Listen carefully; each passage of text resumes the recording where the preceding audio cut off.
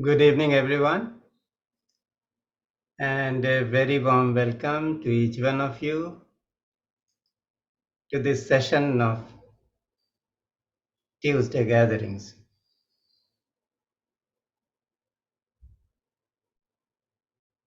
Just take a few moments to center yourself, close your eyes, and become aware of your breath.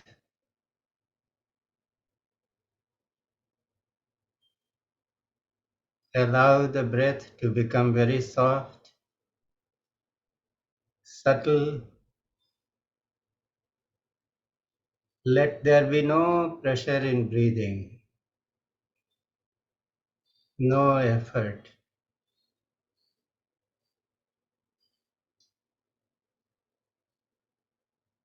In the Bhagavad Gita, Lord Krishna speaks about the effortless effort.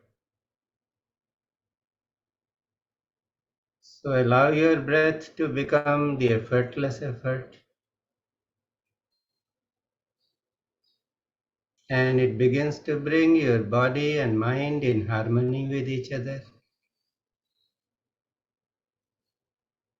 and it begins to take you deep inside your own heart, the spiritual heart. And from that space, let us make a prayer to the Guru Principle, inviting the Guru's love and support.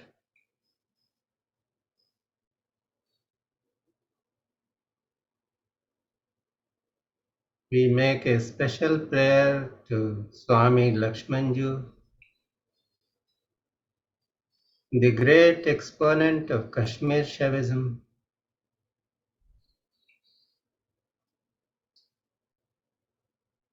who lived in Srinagar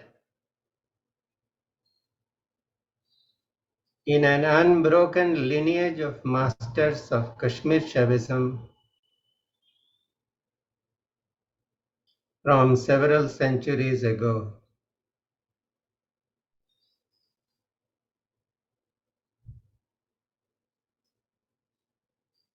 We gratefully remember John Hughes and his wife,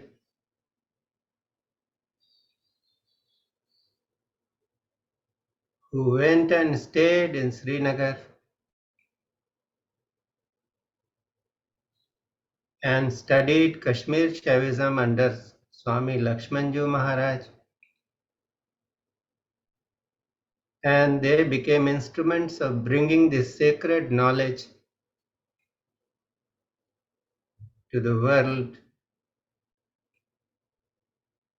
in a language that we can easily understand.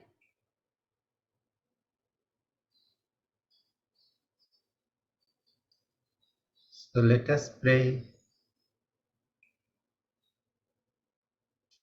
to each one of the masters in the Guru Vandan Mandala and also in the lineage of Kashmir Shavism, offering our flowers of worship at their lotus feet.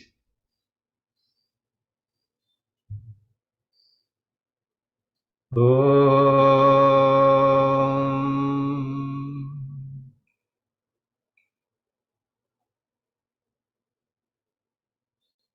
अखण्डमण्डलाकारम्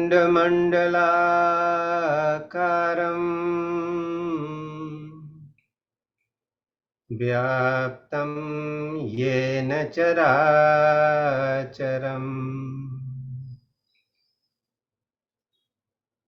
तत्पदं दर्शितं येन तस्मै श्रीगुरुवे नमः। अज्ञानतिमिरान्धस्य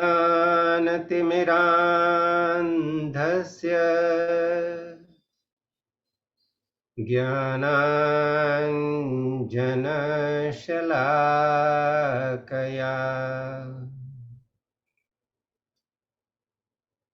चक्षुरुन्मीलितं येन तस्मै श्रीगुरुवे नमः।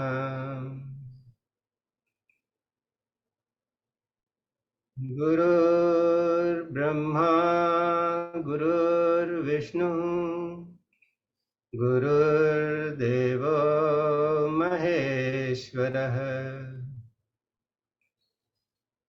गुरुरेव परब्रह्म तस्मै श्रीगुरुवे नमः। ॐ श्री सद्गुरुवे नमः।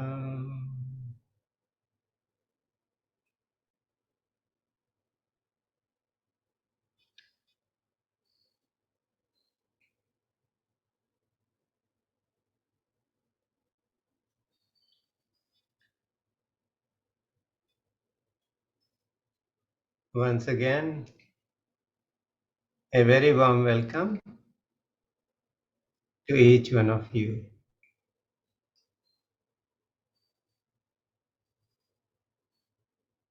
We are going to be learning together.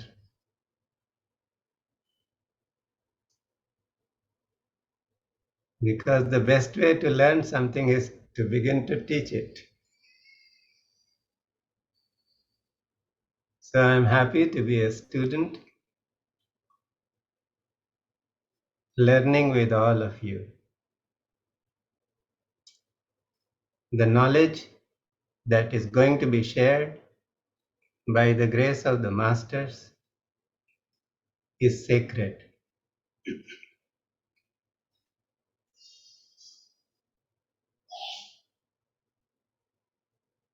Very recently I was in Kashmir, and what we discovered is that there is so much beauty and charm. Nature has provided so much that one does not have to be a great scholar to experience what is it that makes a person indrawn. You can just sit anywhere, and with open eyes you can go into meditation. So no wonder this beautiful land became the cradle for great masters to be born, and they were great spiritual scientists. So because they taught something and they developed a school of thought, we come to call it Kashmir Shaivism.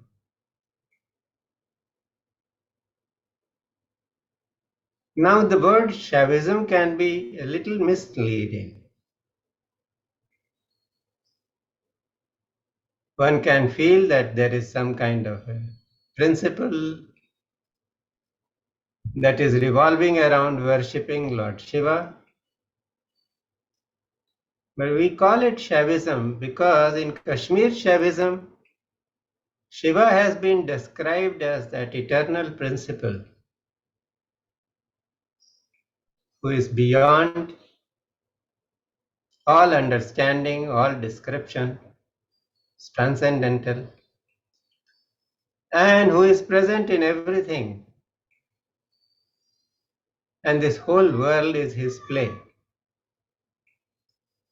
So when we say Kashmir Shaivism, the reference is not to Shiva who is living with Devi Parvati in Mount Kailas. It is the eternal principle of consciousness that exists everywhere, that was never born, and that will never die. And that is responsible for everything. And this principle,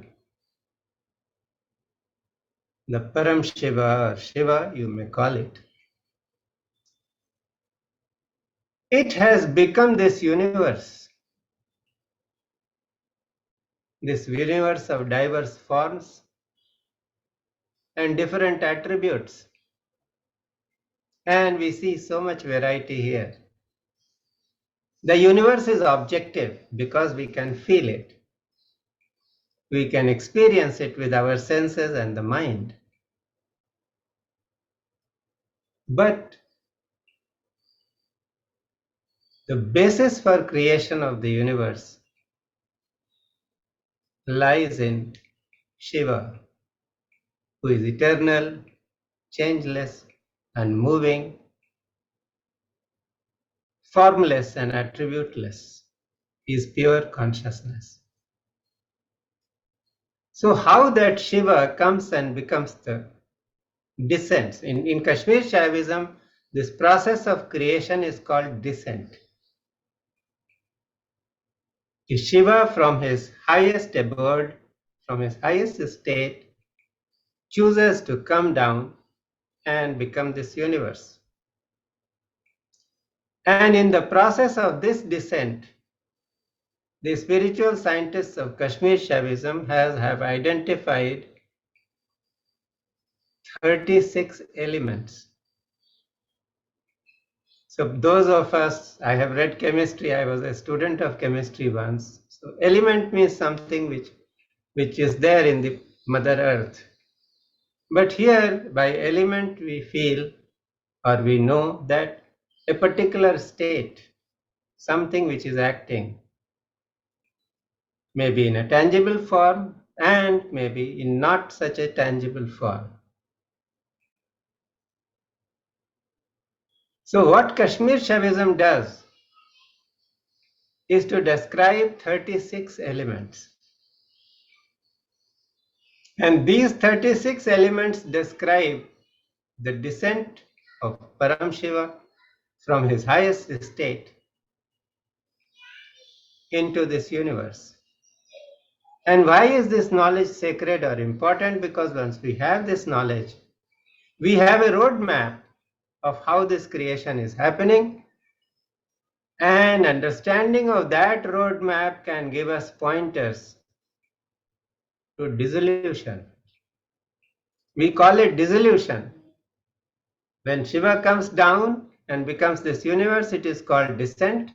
You may call it ascent, going back. The journey going back, where the Jiva again finds oneness with Shiva. That roadmap is provided in the 36 elements when we see how Shiva has become the universe. It's a fascinating insight. Where Kashmir Shaivism differs from Vedanta is that Vedanta feels that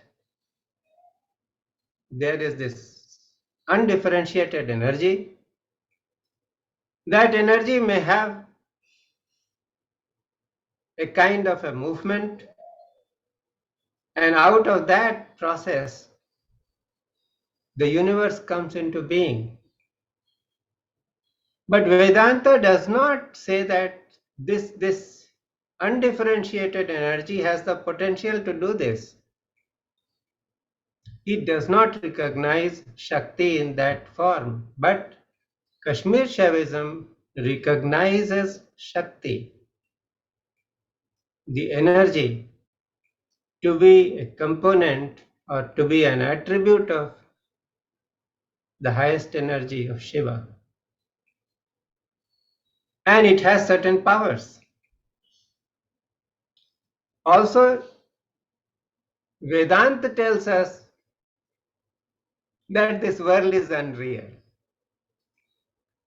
What we see is not true.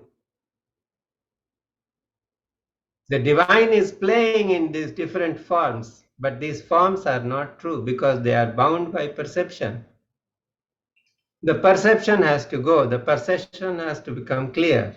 Kashmir Shaivism says that when there is energy, when it is manifesting in forms, and when those forms can be seen and experienced, these are not unreal. So it goes one step further from Vedanta, and it builds a kind of a bridge where there is this power of God, there is the manifested world, and how the individual, the Nara, is interacting with the two. So that is why in Kashmir Shaivism, the philosophy is called the philosophy of Trika. It's a trio. And according to Kashmir Shaivism, the trio exists and the trio is real. It is necessary to understand it. If moon is shining, its reflection is seen in the lake, Vedanta will say the reflection is not real. But somebody is seeing that reflection and experiencing it. So Kashmir Shaivism says the moon, the reflection and its effect on the person who is seeing, everything is, and everything has to be understood why it is happening the way it is happening. So it provides a roadmap. And that is why the number of elements appearing in Kashmir Shaivism are far larger than the number of elements appearing in Vedanta.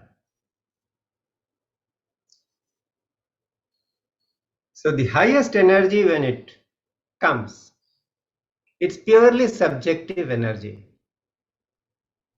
So Kashmir Shaivism has a certain methodology or a terminology whereby it says it is the Shuddha Tattva. The subjective energy of God, as long as it is purely subjective, because God alone is the doer. So when the purely subjective energy is there, it is called Shuddha Tattva.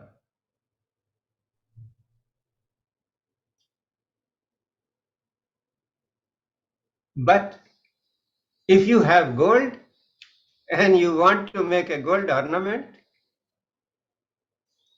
you can't use 24 karat gold. You will add some impurity to it. So when the process of creation starts, it begins with a certain set of tattvas that are called the Shuddha, Ashuddha Tattva. The pure subjective energy is there, but some impurity has been added to it. And it sees through the spectrum of that impurity. And then it descends down and it comes to something which is the embodied soul, the Purush. In Vedanta, the Purush is divine. But in Kashmir Shaivism, the Purush is the bound soul, a person living in this body.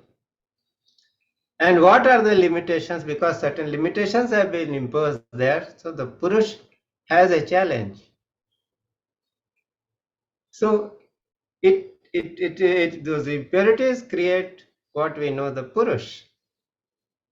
And that Purush comes under the influence of Prakriti and all other things. There are certain things which add further impurities. So then whatever transformation happens, then there begins the domain of the Ashuddha Tattva, the impure elements. So these are the three gradations in which we have to understand the process of creation. The Shuddha Tattva, the Shuddha Ashuddha Tattva, and the Ashuddha Tattva. So I am going to share with you a chart. Can everybody see it?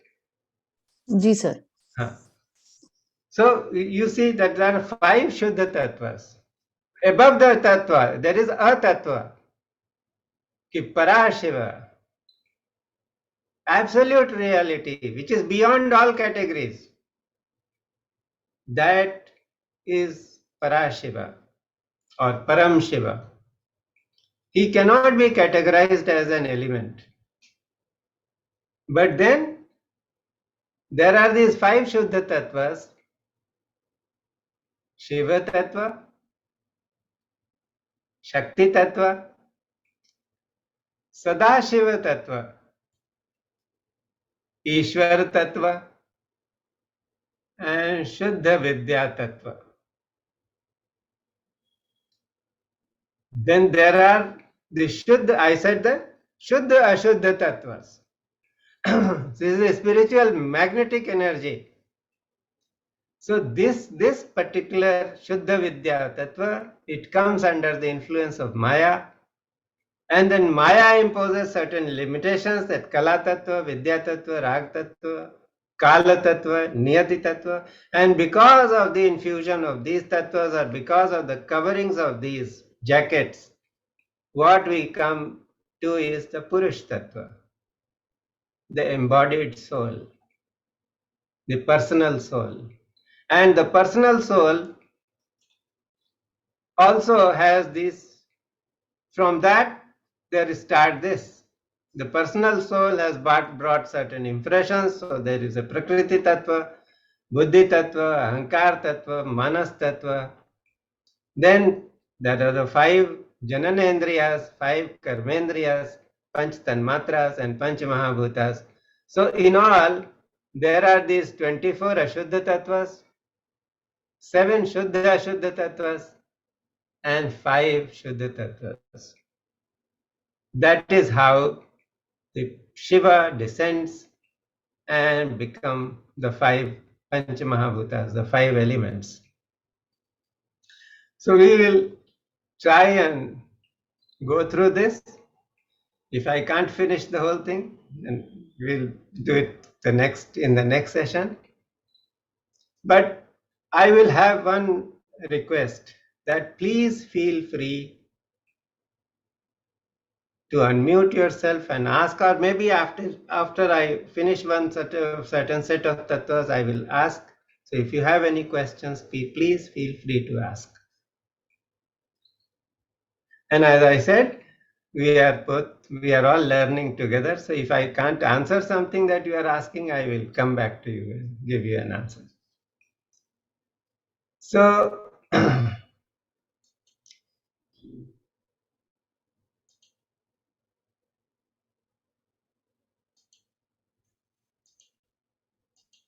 let us begin that with the Shuddha Tattvas. So what are the Shuddha Tattvas? As I had shared, you can see that there is the Shiva Tattva, Shakti Tattva, Sadashiva Tattva, Ishwar Tattva, and Shuddha Vidya Tattva. So let us go through these one by one. The first is the Shiva Tattva and the Shakti Tattva. So these Shiva and Shakti Tattva, these are subjectivity in the purest form. And these two tattvas are interdependent. Shiv cannot exist without Shakti, and Shakti cannot exist without Shiva. And what is the experience of this tattva? The Shiva and Shakti tattva. It is the pure I. Aham. That is the experience. But as long as the Shiva tattva is there, the only experience is aham. Aham. It does not have any desires, it does not have any movement, nothing, just the pure experience of being. That is Shiva tattva. It is Parashakti Nad. You know that the Nad or the sound has not even arisen. Maybe there is a hint of it. So only I-ness and being. That is what describes this tattva. And then it has the interdependence gives a companion, that is the Shakti tattva. What is the nature of Shakti tattva? It is the energy of bliss. Any creation that happens, it happens with bliss. Look at your own life. Anything you created, there was bliss. It is like the dancing energy of Shiva. We have seen the figures of Nataraj. Shiva is dancing in abandon. That abandon, that joy is the energy of Shakti. So there is light, there is love, there is inner bliss. And why does creation happen? Shiva does it, or the Shakti does it just for the joy of it. So the people think that creation has come to punish us, to do something to us. But Kashmir Shaivism says, no, it's not that. Shiva has just created this out of his joy. Shakti has done it in blissful dance. And you are here, you are part of that dance. So that is Shakti Tattva, which is Ananda Shakti. You remember your own life, anything there great you did. How that impulse when it came, we should have this. This is the bliss that gives rise to creation.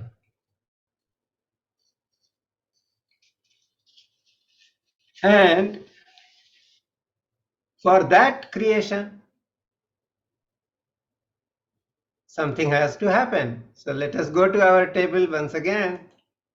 You see, Shiva Tattva is there, then there is Shakti Tattva. In both, the experience is I-ness, aham. But here there is this bliss. And then comes Sadashiva Tattva. So what is Sadashiva Tattva? Is Sadashiva Tattva is the Ichha Shakti. How does creation happen? Anything that you conceive, there is a desire that this thing must take shape. I have had this impulse, it must be brought into being. It is not about just creation. You look at your own life. How do you create anything? So there is this Ananda Shakti, and then there is this Ichha Shakti, which is pure infinite will. And this pure infinite will,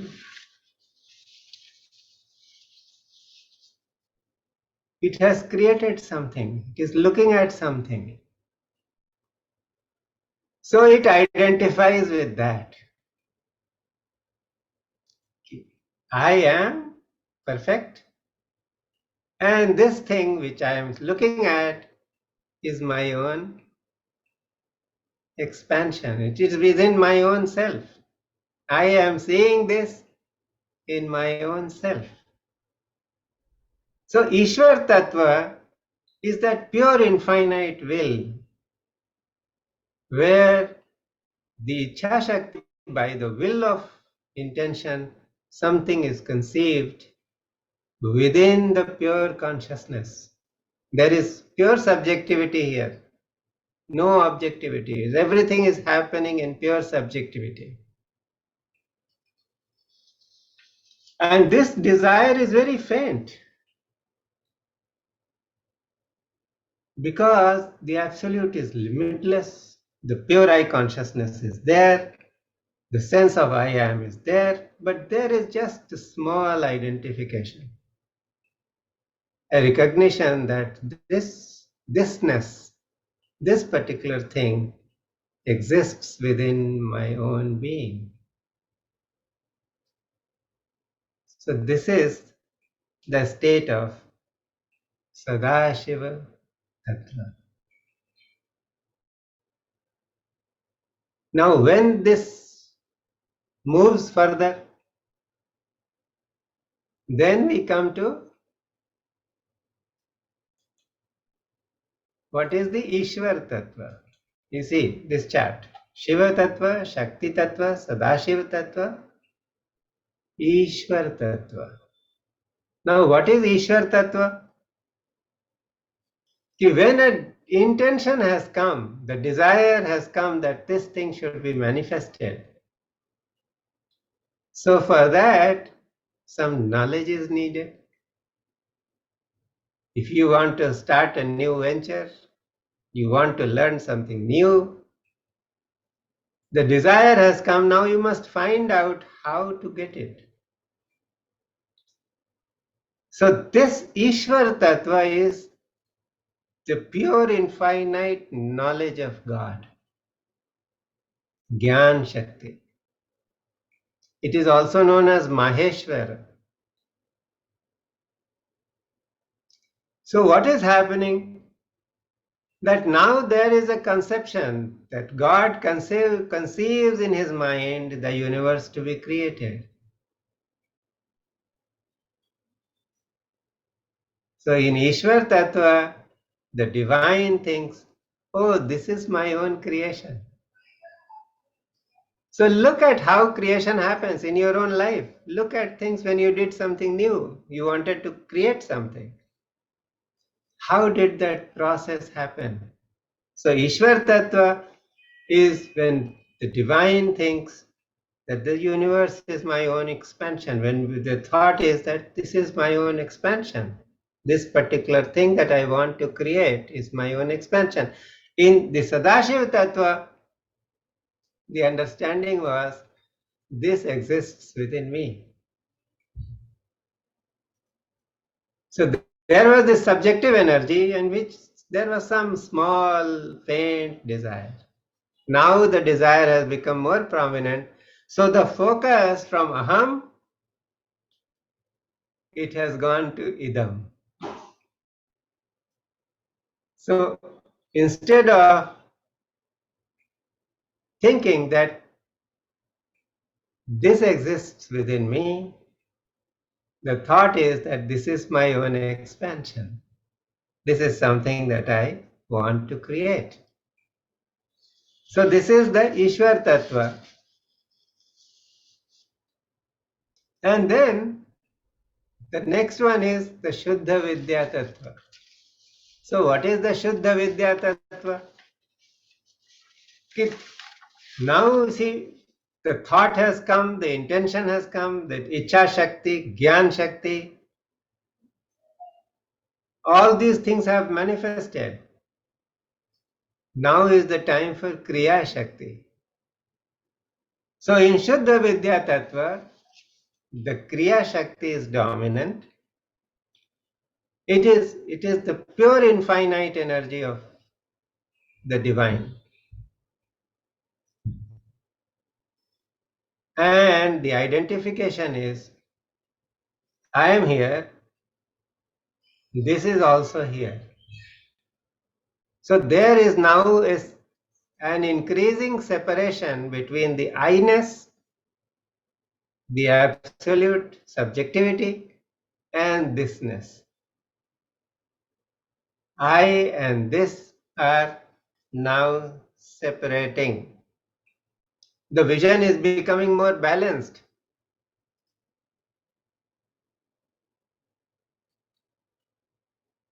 So this is how it operates, that there was this universal consciousness. It had the Shakti, the power of bliss. Then there was the power of intention, the power of knowledge. and now is the time for Kriya.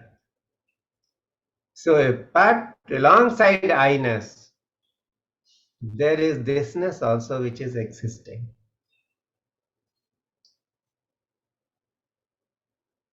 So I am I, and this is this. That understanding begins to come, and this is the Shuddha Vidya, Tattva. And that is where the powers of creation come. Brahma, Vishnu and Rudra come there in the Shuddha Vidya state, because Brahma wants to create something, he can create. Vishnu wants to preserve something, he can preserve. And Rudra wants to dissolve something, he can dissolve. So all these powers come here, and they can be felt in the 5 states of Shuddha Vidya, 5 elements of Shuddha Vidya: the Shiva Tattva, the Shakti Tattva, the Sadashiva, Ishwar Tattva, and Shuddha Vidya. So I will stop here for a while. If you have any questions, please feel free to ask. Is it too abstruse? It becomes more interesting. If there are no questions, I will move on. So we come. Can I ask something? Yes, please go ahead. The Ichha Shakti and Shiv Shakti, what is the difference? Both are the same. When the God says, Eko Ham Bhausyama, so that is becoming Ichha Shakti. You are making one statement where all the 5 elements are involved. Okay. You see, that is where this Kashmir Shaivism is more profound and more subtle. There is the Shiva Tattva, which is a pure infinite consciousness. Okay. Then the Shakti Tattva is there, which is full of bliss. So Shiva and Shakti, out of their bliss, they want to create. Then Ichha Shakti comes. Then Sadashiv Tattva comes, the Ichha Shakti comes. Okay. Then Ishwar Tattva comes, Gyan Shakti comes. See how there is a separation. In Sadashiva Tattva, the what is to be created, it exists, but God, in the God's mind, it is like this is part of me. This exists within me. But in Ishwar Tattva, it is that this is an extension of me. So now the separation has increased. And in the Shuddha Vidya Tattva, it is said, Aham, idam. There is a further separation. Now what is to be created has become more separate and more defined. So Action starts. This is how it starts. So it is a little subtle, but it's a wonderful understanding of the process of creation. Thank you. So we can go to the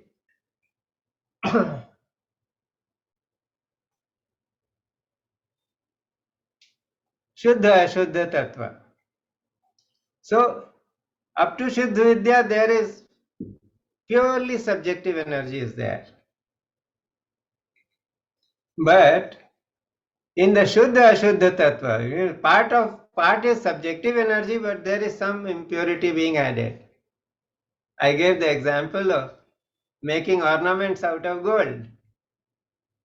So gold is pure, but with pure gold you cannot make ornaments. So you have to add some impurity. So this is what, there are 7 Shuddha Ashuddha Tattvas, and there are 6 Kanchukas. Kanchuka means jacket. You start wearing a kind of a dress, and that dress will have certain effects. So what is the first Kanchuka? Maya Tattva. What is Maya Tattva?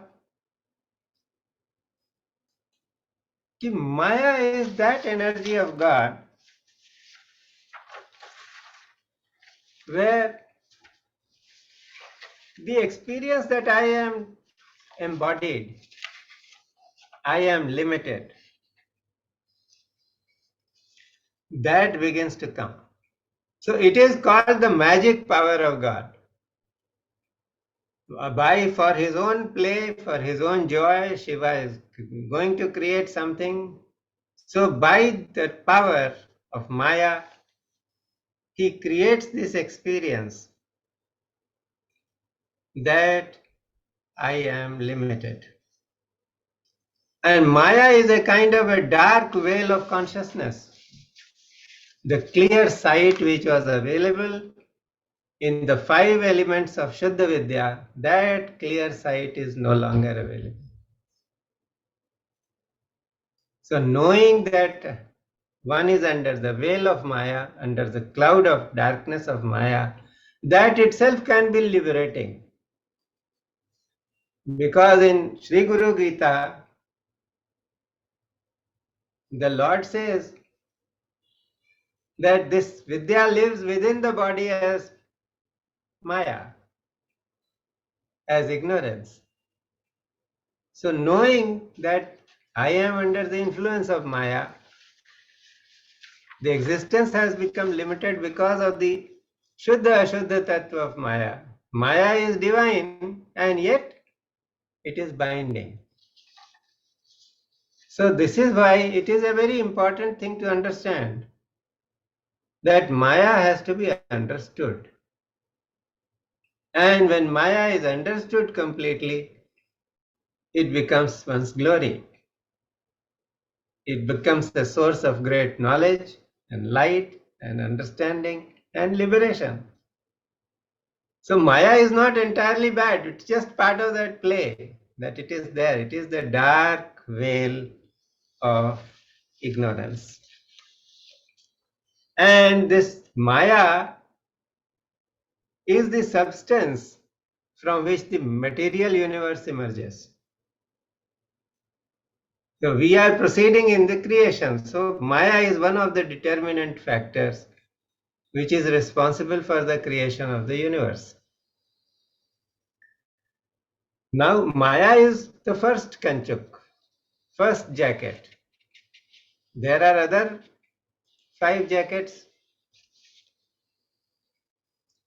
So Maya is ignorance. This is one thing which I forgot to say, that Maya is ignorance. So what is the ignorance? I am not divine.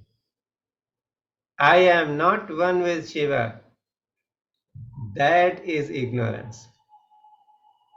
And that ignorance is being caused by the dark veil of unconsciousness, which Maya has woven.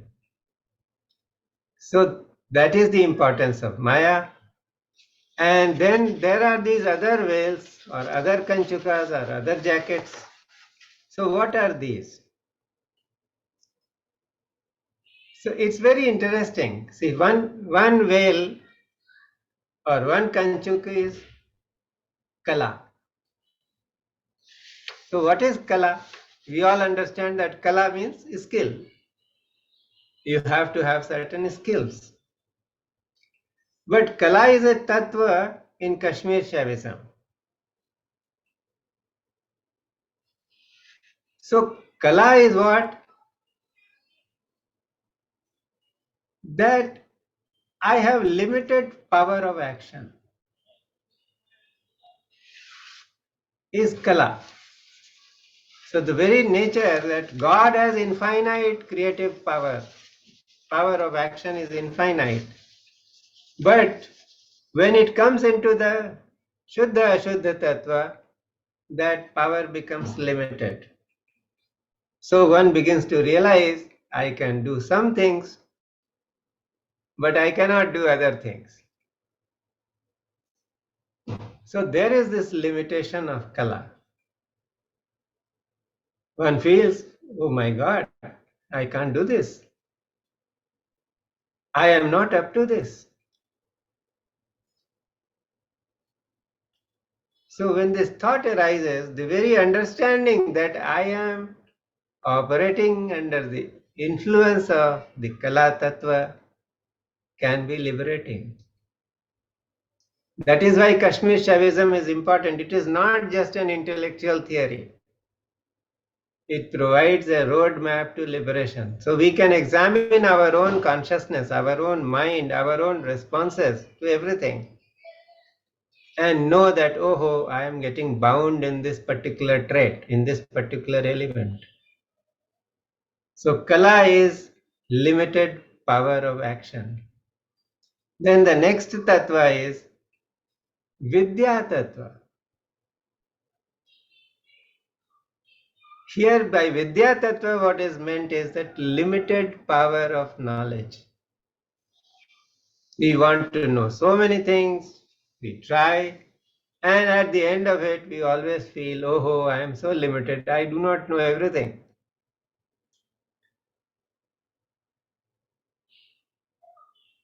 See, in creation everything is coming from divine.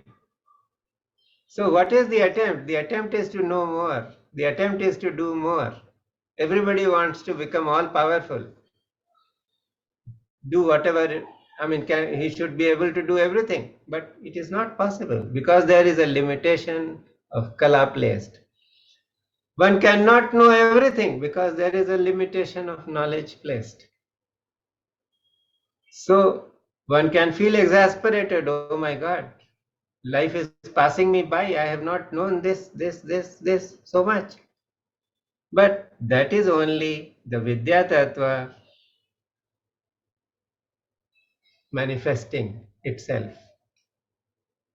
So there is limited power of knowledge. Then the third one is Raga Tattva. So what is Rag? Everybody wants to, the embodied soul wants to become full. So it wants to acquire more. It looks for certain things. It wants to have good relationships, have money, have a successful career, do what not. But that Puranatva is not found. That completeness, that wholeness is not found. So there is a limitation of will. It cannot bring to us everything that we may want. So that is how in Raga Tattva, there is these attachments and desires, there is a sense of incompleteness, there is a force of attraction operating there. And all these forces, if we look at what lies at the core of everything, our desire to become complete. If we think that we have a loving companion, we will be complete. If we have a great job, we will be complete. If we have more money, we will be complete. If we have more respect, we will be complete. So Ishwar has these qualities that Maya creates that sense of separateness from the divine. And on that sense of separateness, other qualities of God or divine are lost. Because Kala Tattva, the God has the Sarvakartritvam, can do everything, but there is limited power of action. God has Sarvagyanatvam, everything is known, but here the Vidya Tattva says, no, you cannot know everything, only this much. And God is Purnatvam, Sarva Purnatvam, but Raga Tattva says, no, there is a limitation and you have to be under that limitation. Then there is a limitation of time. Kala Tattva. Kala Tattva is separate, Kal Tattva is separate. And because we are operating in a linear system, the concept of time emerges. And we say, oh my God, I am now 71. I have only so few years left. This gentleman is 24. He has all the time in the world to be a great spiritual teacher, master. He can learn so much. So there is this limitation of time. The understanding of time comes because of Kala Tattva.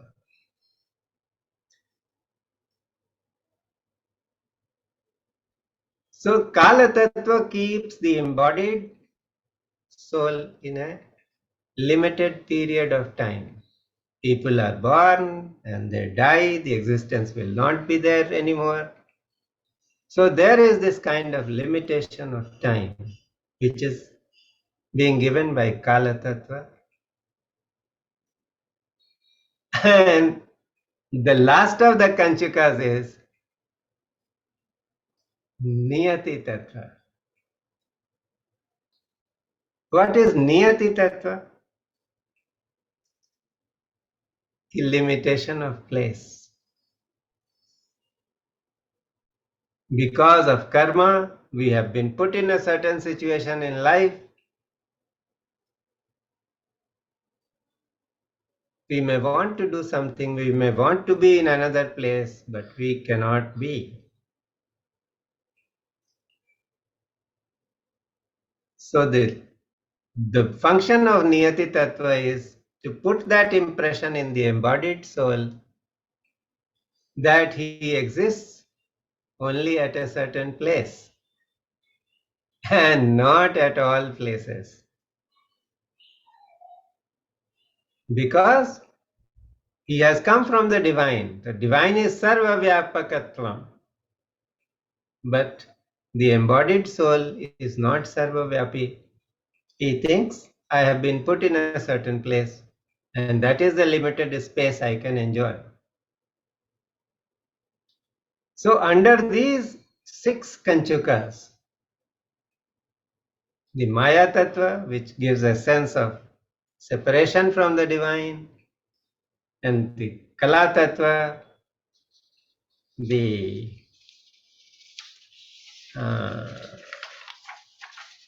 Vidya Tattva, Raga Tattva,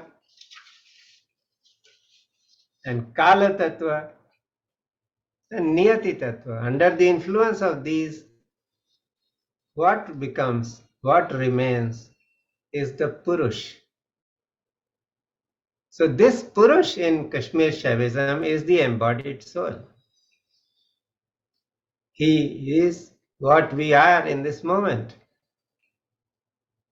governed by all the limitations placed on us and operating under those limitations. So there is a sense of separation from the divine, then there is a sense of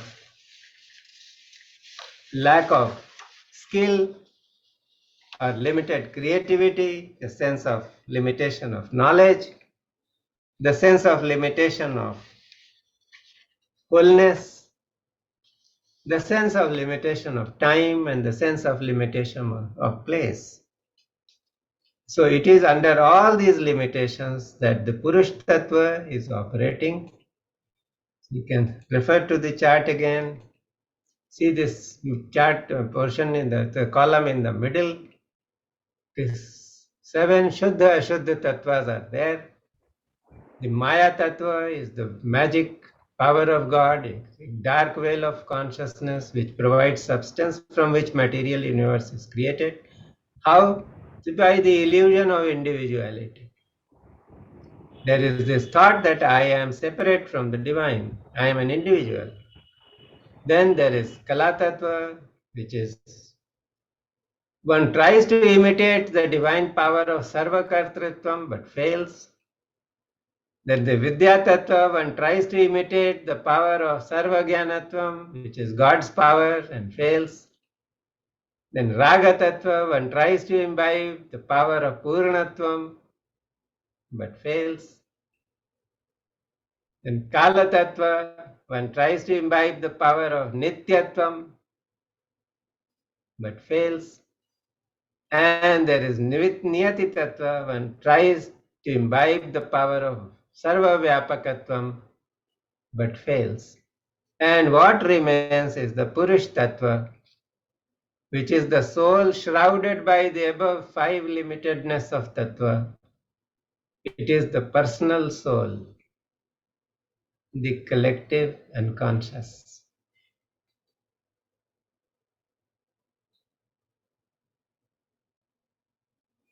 Now, what is this soul operating through? So this soul becomes the subject of all these 24 Ashuddha Tattvas. We call them Ashuddha because that is the gross magnetic energy. Here it is the spiritual magnetic energy which operates in a more subtle way, and here it is gross magnetic energy. The gross magnetic energy is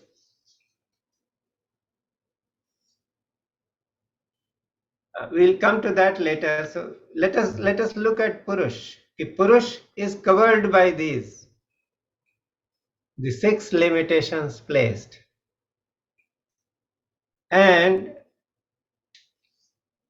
when the Purush realizes that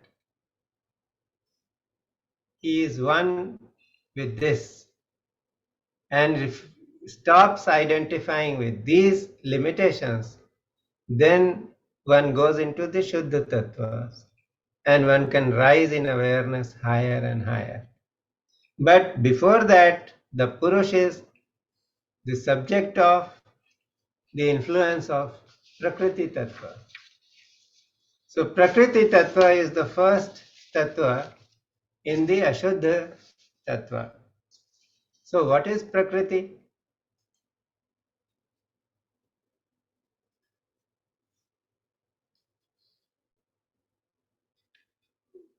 Prakriti is the soul's first objective experience. Whatever the soul has done, those experiences are imprinted there. And that becomes the Prakriti. We can understand it in this way, that you look at people who are there in your neighbors, around in your family or wherever, and just look at them. See how they are responding to the world. What are their behavioral patterns and traits? And you will understand that this is a cumulative result of all the impressions they have collected through past lives. And that is what is determining their attitudes, their behaviors, their approach to life, their goals that they are setting, and how they are acting through the world. So this is how we can understand Prakriti. It is nature. What is somebody's nature? What he has experienced, what he has collected, how he has responded. And that is why, because of the impressions or because of the Prakriti, one is born with an agenda. All of us have come to this world with an agenda. We have to behave in a certain manner. We have to learn certain lessons for our evolution. So that agenda is set. So it is all the game of Prakriti. Why are we born in a particular family? Why do we have the family members we have? Why do we have certain people who give us so much of love and sustenance? And why do we have other people who can give us so many challenges? All this has been brought forward. This agenda has been set, and that lies in the domain of Prakriti. And as we go through all this, by our attitudes and behaviors, we are again setting the agenda for further lifetimes. So this is the importance of Prakriti. And it operates through, the three gunas. The three gunas we all know, the Sattva, the Rajas and Tamas.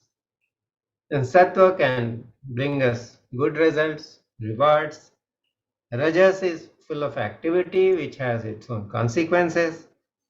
And tamas is darkness, when we are in a state of non-action, non-understanding, the mind is not functioning with clarity. That is the state of tamas. So that is how we experience people. You look at them, they are very active, they may be inactive, they may be very sentient, very, very aware, but they may be insentient, whatever. All this is part of Prakriti. So it's a combination of the three gunas, but all the three gunas are acting together. The separation is not there. That is what determines the Prakriti of the person, the embodied soul. And it is this Prakriti which gives birth to Ahankar. But before we come to Ahankar, we should go down and start with the bottom of this table. So what is the bottom of this table?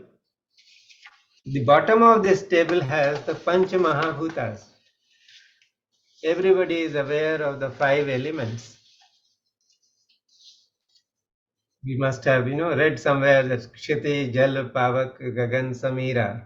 These are the five elements. Okay, there is the element of earth, there is the element of water, there is the element of fire, there is the element of air, and there is the element of Akasha, the space, the ether. Most of us have been in spiritual life. We must have read about the chakras. The first chakra represents the earth element. The second chakra, which is near the genitals, it represents the water element. The third chakra, which is just below the navel, represents the fire element. The fourth chakra, which is in the center of the spiritual heart, it represents the air element. And the fifth chakra, which is in the throat, it represents the space element. So these Panch Mahabhutas are the five gross elements, the grossest elements at the bottom of the table of the Ashuddha Tattvas. So what are these five elements? Let us look at them. When we say earth, so is earth really, do we mean the physical earth? No. Earth is an element which represents the qualities of the earth. What are the qualities of the earth? Stability, solidity, or rigidity. The earth tends to keep things together, adherence. These are the qualities of the earth, and these make the earth as the earth element. So earth is there. Then the second element, the element of water. Now earth is solid. It is difficult to move. But for creation, you also require flow. So water has flow. So while earth is hard and solid, water has greater freedom. It can flow. But the flow of water is downward. Where does water flow from? From a height to down below. So water has this greater mobility or flow, but it has a tendency to take one downward. Now come to the third element, which is fire. What is the nature of fire? Fire creates heat down below. and it creates light upwards. So fire has greater mobility. It is more subtle than water. It has another great quality, it transmutes things. So if you have to go on the spiritual path, why the hara or the navel chakra is most important? Because that is where fire element is. You do something, you do pranayama, you increase the fire. And the fire of yoga will be kindled inside you. So if you are looking for a reversal of the journey, the highest principle has come down into in the universe as creation, as created universe, and you want to dissolve it and go back to that higher energy, fire is needed. Then comes Vayu. So what is the nature of air? Air is more mobile than fire. It can just go anywhere. It is far more subtle. It has the capacity of expansion. So it can expand. So for a spiritual person, quality of expansion is needed. So it can expand. So therefore, that element is the Vayu, the air element. And then comes Akash or ether. What is Akash element? It's not an element at all. Other elements you can perceive. Earth you can perceive, water you can perceive, fire you can perceive, air you can perceive, but space, ether you cannot perceive. But it is very important because everything is contained in space. So ether is a very important element where all other elements are contained. The whole creation is contained in ether. So it is very important to know the ether element and to transcend it if one is going on the upward journey of ascension from human birth to divinity. So these are the 5 elements. Now next, what is there? The 5 Tanmatras. See, Akash, Vayu, Tejas, Apas, Prithvi. These are the 5 Panch Mahabhutas. And then there are the Panch Tanmatras. Shabda, Sparsha, Rupa, Rasa, Gandha. So let us look at the 5 Tanmatras. Shabda, Sparsha, Rupa, Rasa, Gandha.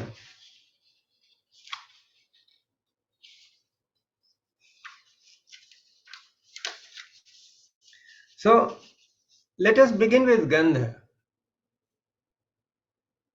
Gandha is the Tanmatra of the earth element.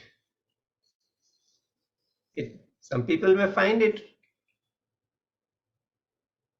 interesting, or they may start wondering why is Gandha the Tanmatra of the earth element? Because the earth is solid, and to have smell, the molecules have to enter your nostrils. So therefore, for the earth element, the Tanmatra is Gandha. And what is a Tanmatra? The Tanmatra is the place where the impressions of those elements reside. So when you have smelled something, the experience of that smell gets stored somewhere. So it is not just the smelling which is a Tanmatra. Tanmatra is that place in your consciousness where the experience of the smell is residing.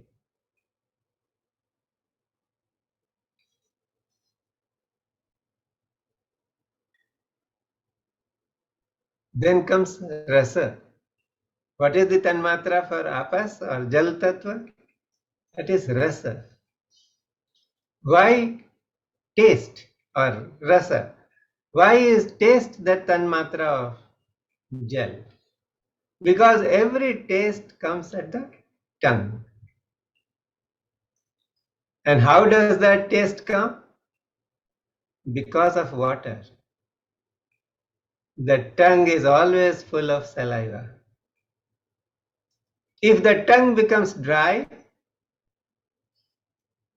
you cannot taste anything. So to have the taste, you have to put something in your mouth, let it be covered by saliva, ingest it, and then you get the taste.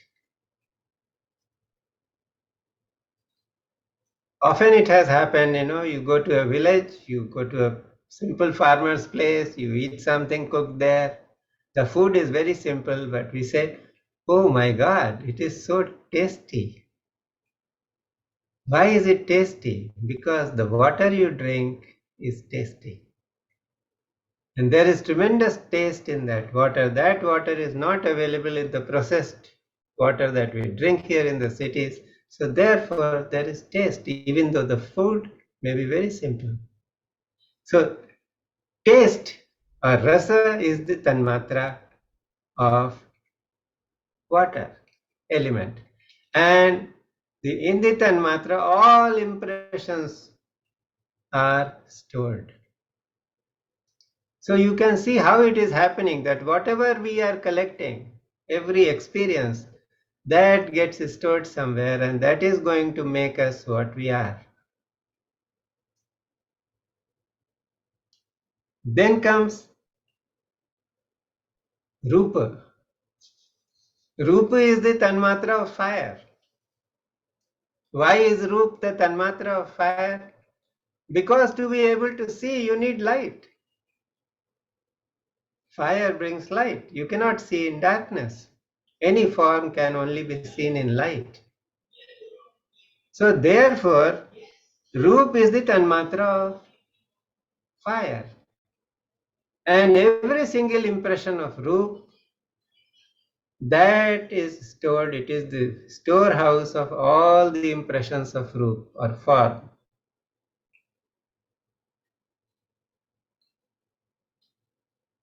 Next is the Tanmatra of Sparsh. It is the Tanmatra of air.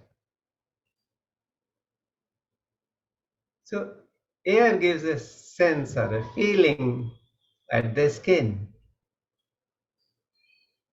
So how does that happen? If there are two things which are in contact with each other and they are just lying like that, after some time you can't feel the touch. But to have the experience of the touch, when you move your body, there is a slight friction or movement, then the experience of touch is felt. And because the air has the maximum amount of movement, the Tanmatra of Sparsha is the Tanmatra of air element.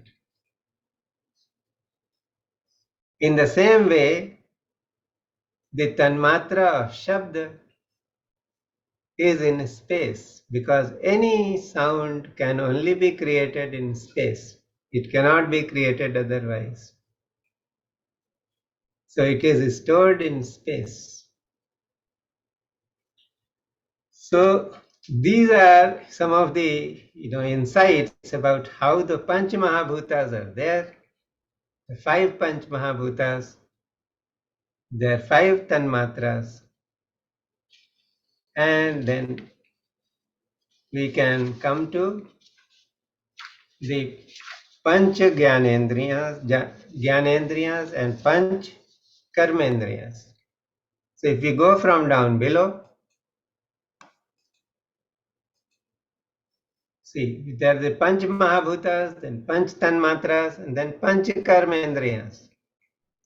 So what are those Karmendriyas? That is Vak, Pani, Pad, Payu, and Upastha. So Vak is the speech, or we can start from the down below. Upastha. Upastha is procreation. That these are the genitals. They can create procreation. Then Payu. This is the anus. Upastha also does urination. So Upastha creates urination and procreation. Then Payu is the anus, which is used for excretion. Whatever is the waste material, it goes out. Then Pad. This is something which creates movement. It's only through our feet that we can move. So Pad is the karmendriya or karmendriya for the walking, movement. Then comes Pani, the hands. Now hands are very important because we either receive something or we can give something. All this happens with hands. And then there is the Vak, the organ of speech. So this speech is something we are already doing. So all these 5 karmendriyas, the 5 organs of action, they have their association with the tanmatras. Whatever we have seen or received or heard, done, everything has been stored somewhere in the storehouse. And according to that storehouse, these karmendriyas are being guided to perform action. And they do it. And along with the 5 karmendriyas, there are the 5 jnanendriyas, the organs of cognition. So what are those organs of cognition?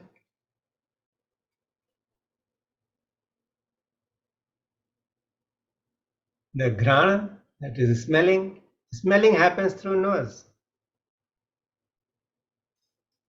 But here what we mean is not just the nose, but also the neural network by which this knowledge of smelling or smell is being stored.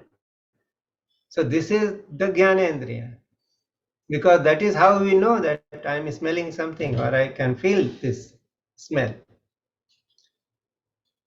Then the rasana, that tasting. So tasting happens through tongue. And again, the neural network where the taste is being taken to the tanmatras and it is being stored. In the same way, there is the eyes, the chakshu, which are the seeing, all the kinds of forms that we see. There is the tvak or the touch, the skin, and the shrotra or hearing through ears. So these panch jnanendriyas are there, the 5 organs of cognition, that is the mentally how we experience these things, and these things are taken there and stored. So the nose is creating the odors, the rasana, the tasting, tongue is creating the taste, the eyes, because they see, they are creating those forms which are being stored, the skin is creating the sense of touch, and the shrotra, the hearing, is storing all the words which are being coming to us. So this is how these indriyas, they are contributing to the karma mala. Whatever we are doing, it's not just that we have done it and it is gone. The tanmatras are taking it inside, storing somewhere, and that storage starts operating because there are certain things that we like and there are other things we don't like. Some things we have enjoyed, there are other things we have not enjoyed. So that brings us to the Manas Tattva. What is the Manas Tattva? Manas Tattva is this instinctive mind.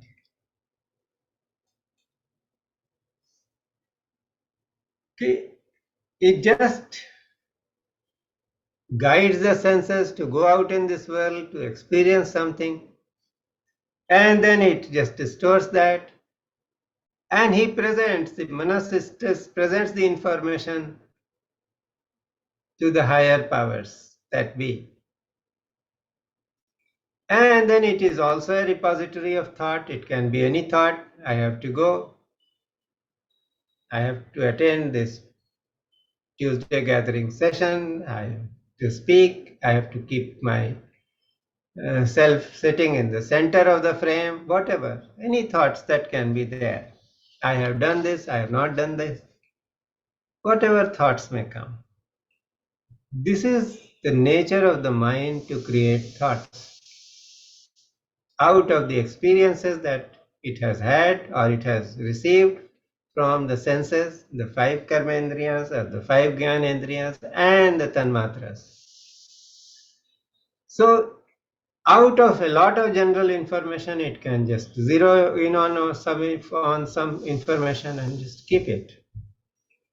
So mind is the lower instrument that we have, but there is something higher than the mind, and that is the buddhi tattva. Manas tattva, उसके बाद बुद्धि तत्व. तो बुद्धि तत्व क्या है? So buddhi tattva is the power of determination. It makes choices. Some opportunity presents itself and the buddhi says, you don't do this, or you do this. The buddhi also says, oh, whether it was worth doing it or not worth doing it. So buddhi is something which is a sattvic aspect of Prakriti, and it is resulting in thought process. It is controlling the thought process and it is guiding it in a certain manner, in a higher way. So it is always determining the rightness or otherwise of any action or any decision that we take. That is buddhi. And after buddhi or above buddhi comes ahankar. So the cumulative result of whatever has come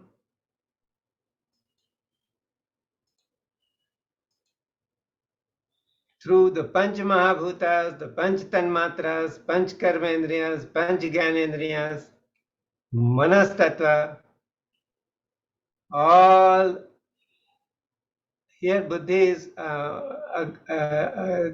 separately given on top, but it should be down. I think there is some mistake here. I will correct that. So ahankar tattva, ki buddhi is that determination which finally, because of that, we like certain things and we don't like certain things. So that gives rise to ahankar, the ego. That is very strong role, that has a very strong role in the choices we make. And because we make the choices according to our likes and dislikes, that becomes our Prakriti. And because of the Prakriti, the Purush is bound.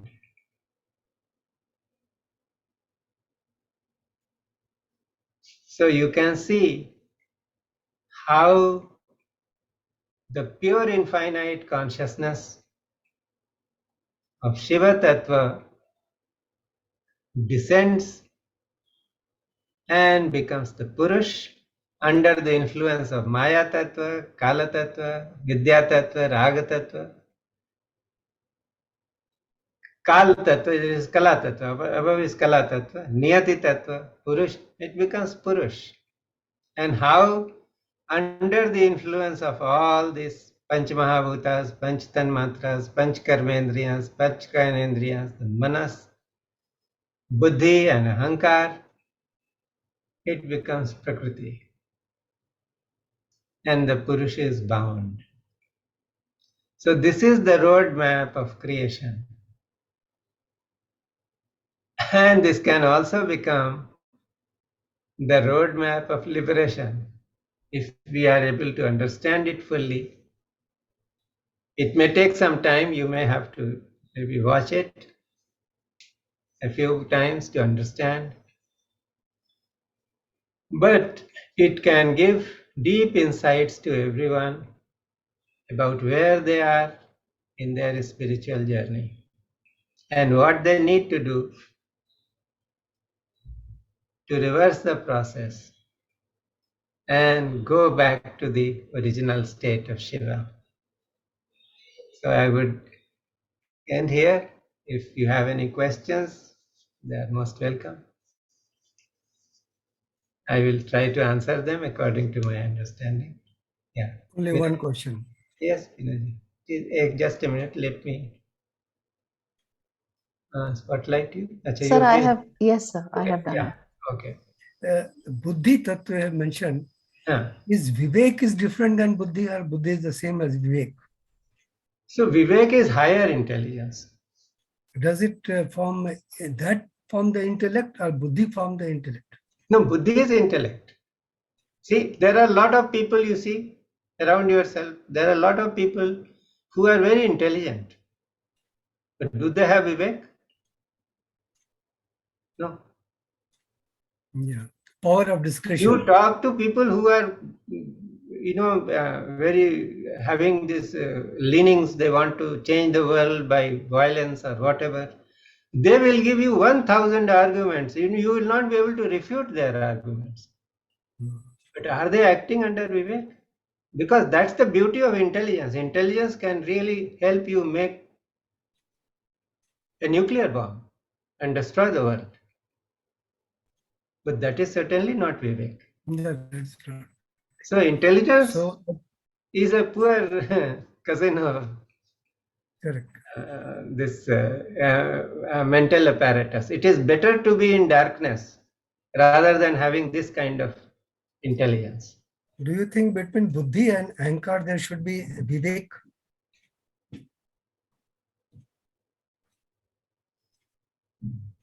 You see, Vivek is in Kashmir Shaivism, the emphasis is not so much on Vivek. The emphasis is on awareness. So the moment a person realizes that this is what is binding me, from that awareness itself, a road opens for leaving it behind. I can tell an example. In our own group, we have been, asking people to come and talk, prepare something and speak. Some people have done it, some people have not done it. Those who have done it, they have made wonderful presentations. Great. All that, everybody, whosoever is here, they all have had tremendous breakthroughs in life through their journeys. But if you don't look at it, then when somebody says, okay, come and share, the first thought comes, oh my God, I cannot do it. So one of the Kanchukas, which places limitation, they are working. Now what Kashmir Shaivism says that you just look at it and become aware. There is something I may have, tried to, I may have, lived through various lifetimes in a situation where I did not like surprises. I did not want to be pushed. I did not want to do something new. It was always a challenge. Now, if a person is looking at it from the Kashmir Shaivism angle, then he should look at it in a very dispassionate way and see, does it really hold an opportunity for me? Can I do it? So the moment then the effort is done, a slight effort is done, that limitation of action or that limitation of knowledge, that limitation of energy, it will disappear. Because man is essentially divine. It's only this impression that I am caught in this particular limitation in this moment. That's not allowing me to do it. So it is a part of that journey that once you become aware, you go ahead. Awareness is more important because Vivek is by description a very nebulous concept. Because you talk to 10 persons, they will give you 10 definitions of Vivek. So it is like this, that it is something which you have to experiment within yourself. It's a wonderful point that between Buddhi, there is a higher Buddhi, which is Vivek. And if that higher Buddhi is embraced, then Ahankar will not arise. But then the test will be for the spiritual aspirant that I am embracing higher Buddhi. But is it that I am also embracing a more subtle kind of Ahankar? Correct. That's true. Right. So that process of examination, aware examination of where I am, what is holding, because if that, it gives rise to a more subtle kind of Ahankar, then again one has come into the Shad Kanchakas, all the limitations which are placed. So it is like this, that that is why Kashmir Shavism has provided a framework that within this you examine and keep constantly examining. Very wonderful, very wonderful. I really am amazed. Seeing all this thing, how you explained, is really, really amazing. I am not, I am only a channel. As I said, I am also learning. Thank you. Thank you. It is the master, it is Swami Lakshmanji who wanted this knowledge to be given. Is it Abhinav Gupta is also one name? Abhinav Gupta was one of the foremost masters. If you want to know, I will tell you. You see, in 3rd century BC, the Agamas came and Malini Vijay Tantra जो है इसका सबसे important आगम है. वसुगुप्त ने जो है वो शिव सूत्र दिए. वसुगुप्त के डिसाइपल थे भट्ट कल्लट, जिन्होंने स्पंद करिका दी. You know, Kashmir Shavism is something that has given the science of spanda, the vibration. Vibration, correct. Yeah. Then Somananda gave a treatise on Shiva Drishti. Then Pratyabhigya. Okay, this is recognition school, that I have been that divine element. Now it is time for me to go back and recognize my true nature. So that is Pratyabhigya philosophy was there. And then Abhinav Gupta was there in the 10th and 11th century AD, and he summarized all the viewpoints. Yes. And gave the treatise Tantra Loka. And in that sense, Abhinav Gupta was the first exponent of Kashmir Shaivism. And from Abhinav Gupta, from 10th century AD, there was this unbroken lineage of masters of Kashmir Shaivism. And Swami Lakshmanju was... Which century it was? I think he passed away somewhere in the late 80s or early 90s. Oh. He was very much there. And he was teaching, and all the great masters in India knew. So Baba Muktanand took a kind of whole range of disciples to him. Okay. They met Baba, because Baba used to teach about Kashmir Shaivism, but not in such a organized way. But in all his teachings, if you read his books, there is always some reference from Kashmir Shavism. Then Maharshi Mahesh Yogi took a band of disciples to meet Swami Lakshmanju, and this John Hughes and his wife, they were disciples of Maharshi Mahesh Yogi. But they were very much impressed by Swami Lakshmanju. So they took permission from Maharshi Mahesh Yogi to go and study Kashmir Shaivism under Swami Lakshmanju. And it was a big challenge because Swami Lakshmanju was not very comfortable with English. And people around him and the teachings he was giving was on the Kashmiri language or Sanskrit. He was a great scholar of Sanskrit because all the great scriptures of Kashmir Shaivism were in Sanskrit. But this John Hughes and his wife, they just stayed there, studied and studied. And they made recordings. There are videos of Swami Lakshmanju where he explains certain principles of Kashmir Shaivism. And they recorded audios, and then they kept on working. They gave their whole life to the study of Kashmir Shaivism and for bringing it, the teachings as they were given by Swami Lakshmanju to the world. So we can never thank them enough. That's true. Thank you so much. Thank you. So anybody else?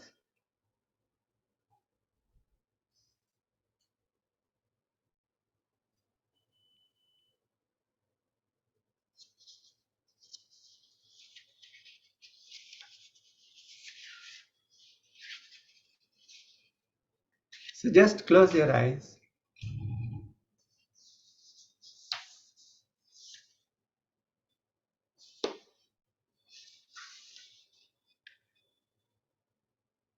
Become aware of your breath.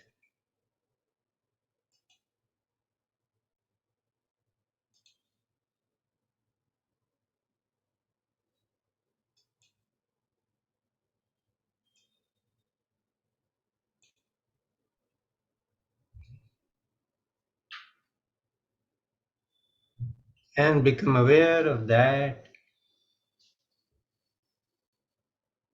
principle, Param Shiva,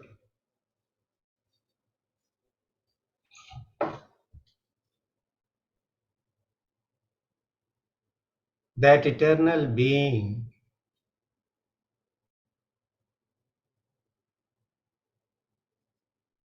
who is not only found in the Shiva Tattva and the Shakti Tattva,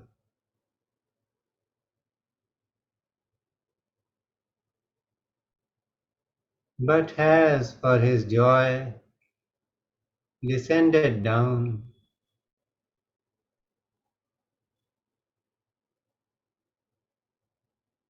and has appeared in this world of diverse forms and attributes.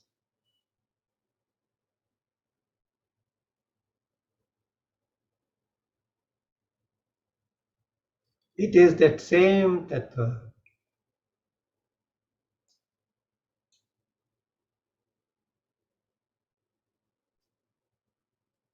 which is the backbone of this whole creation,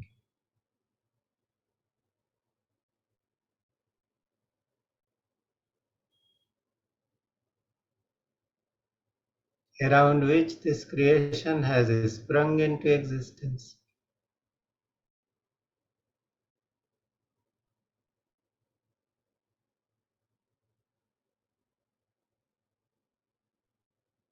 One of his nature is the ability to see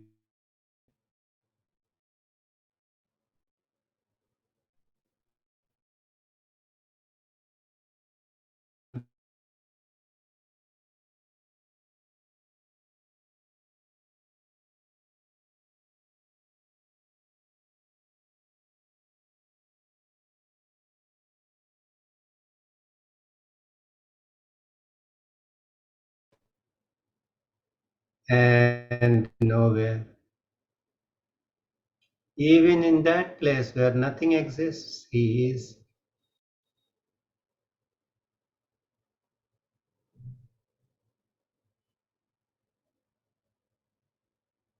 Become aware of His presence right now.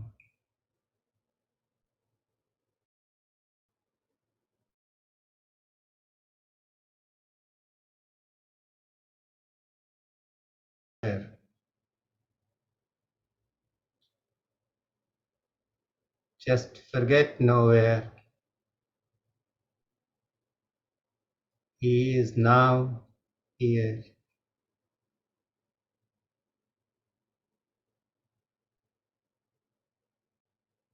Become aware of the eternal principle.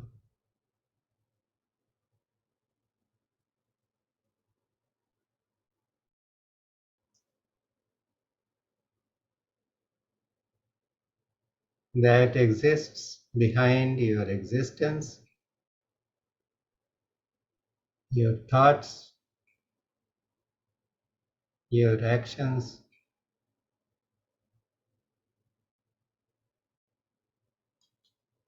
everything that you think you are.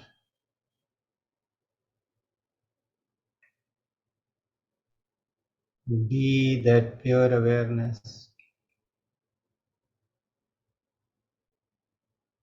in the here and now.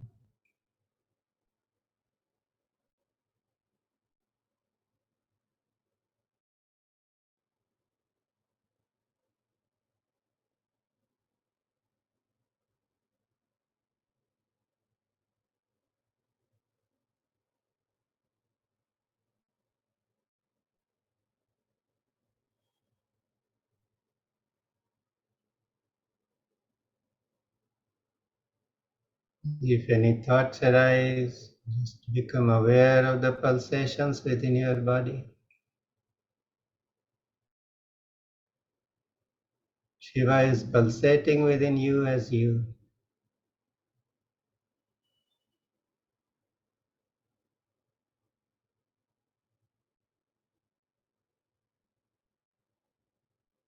Feel the pure energy.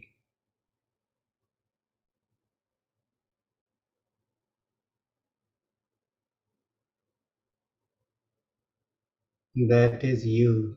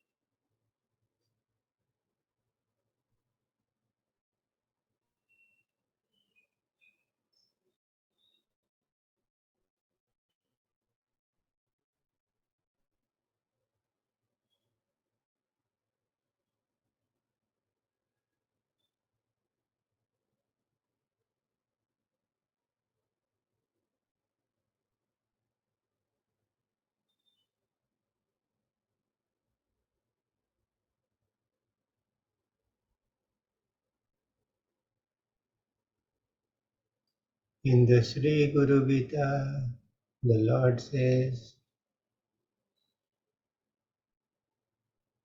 Gudha Vidya Jaganmaya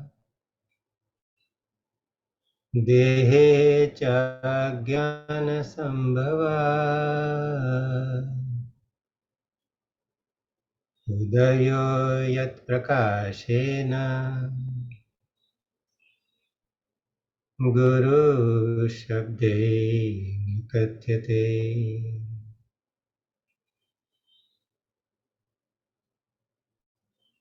This sacred knowledge lives inside the body as Maya, the magic power of God.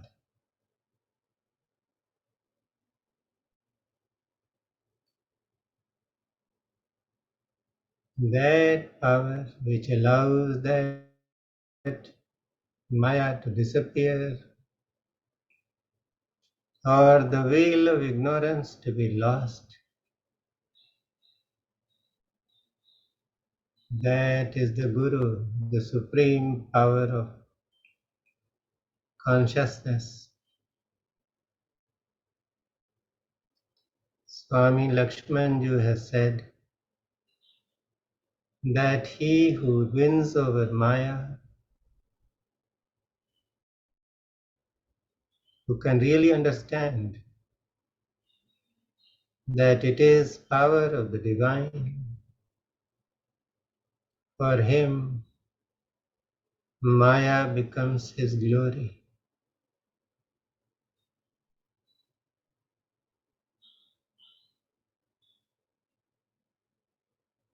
May the grace of Swami Lakshmanju be with everyone.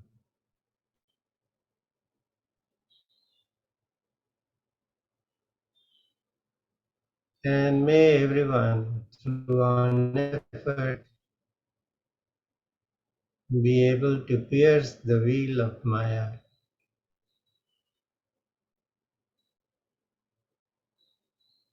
You may want to bring your hands together in prayer position.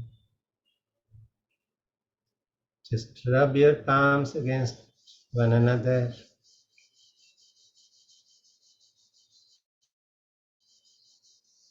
Cover your eyes with your palms and let the energy from the palms travel into the body through the filter of the eyes.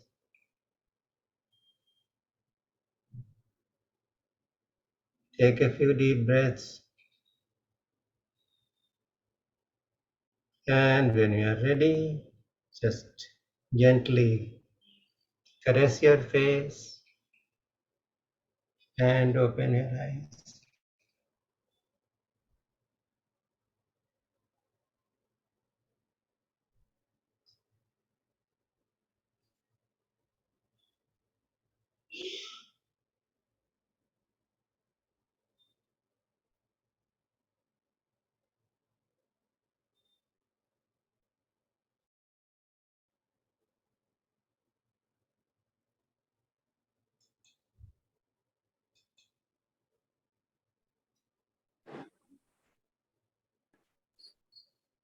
Thank you, sir. Thank you, everyone. Thank you, sir. Thank you, sir. Hema ji कुछ announcement है? Hema's not there? Hema is there. Sir, announcement regarding? Anything you want to say something, so you can. You are the boss. So, sir, we will, if people are interested in knowing more about Kashmir Shaivism, then sir can take more sessions on this topic. So they can put it in chat box so we can have a series of Let us see. Let us see. Let us take a kind of a feedback from people. Yeah. And, it may take some time to digest. So if those people who are very much interested, they can, sort of take this book. This is book Kashmir Shavism by Swami Lakshmanju, and it is from Lakshmanju Academy. It's available at Amazon. And so this lecture, when you read it, it will make sense. Otherwise, it's quite difficult. And I think what we can do is, because these concepts are a little difficult, we can have a kind of a revision session next week, where we can discuss it in a more informal way. And maybe we can do a few more things, and then we can take it forward, if it makes sense. I have a suggestion. If people are interested, then we can have a book reading kind of thing also in our group, so that we can read a chapter from that book, and then we can, throw some light on that chapter, and we can complete the book that way. Sitting together and going through it. That will maybe a little okay. If people are interested, why not? Because reading or Swamiji having, wants it, Swami Lakshmanji wants it, then it will happen. because reading something from a book, sometimes it's half baked or half cooked kind of knowledge.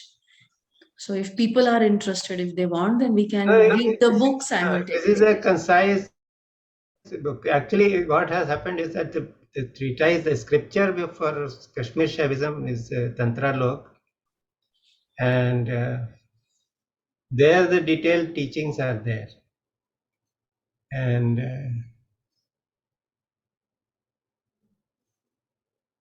this is something, this Swami Lakshmanju has given this book. It's a small book where he has just put everything together, and his teachings have been put together in a very concise form, so that anybody can just read those.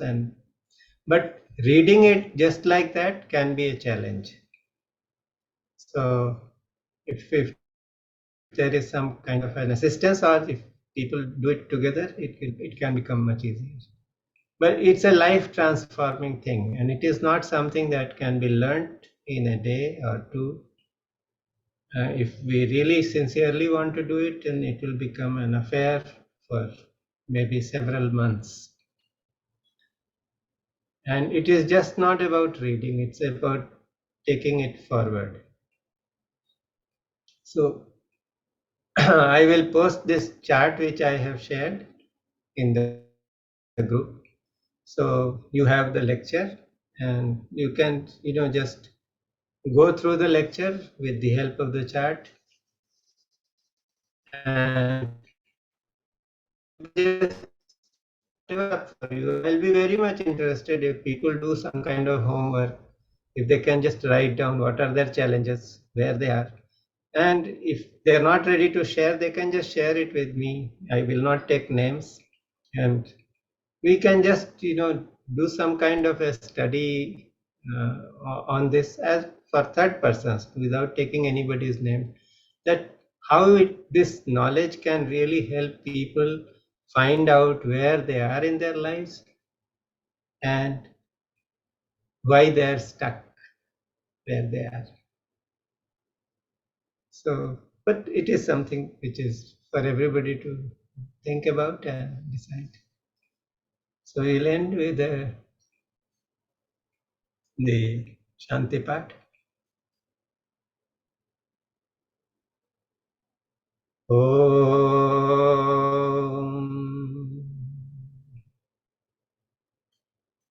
Sarvesham Swastir Bhavatu Sarvesham Shantir Bhavatu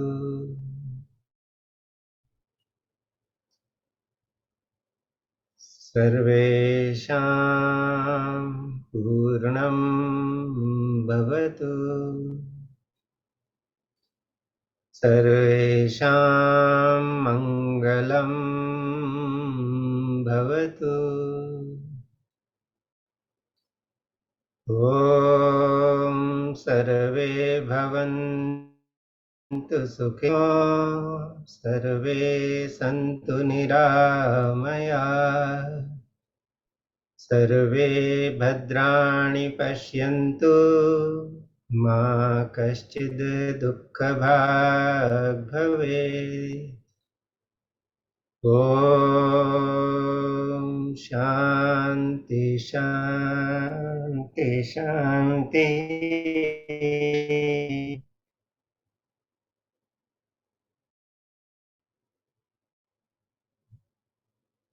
We'll meet again next Tuesday. Thank you, everyone.